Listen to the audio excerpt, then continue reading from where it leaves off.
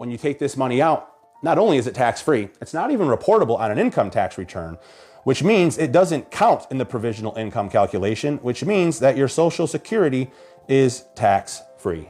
So what happens in the future if the government does double income tax rates? Well, 2 times 0 is still 0, and so you're still unaffected. And sometimes I hear people say, well, IULs, that's not for average people, only rich people should do those.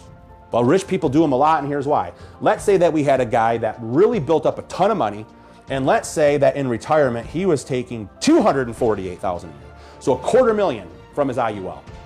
Now, if that was coming from traditional investments, the income tax impact would be pretty high.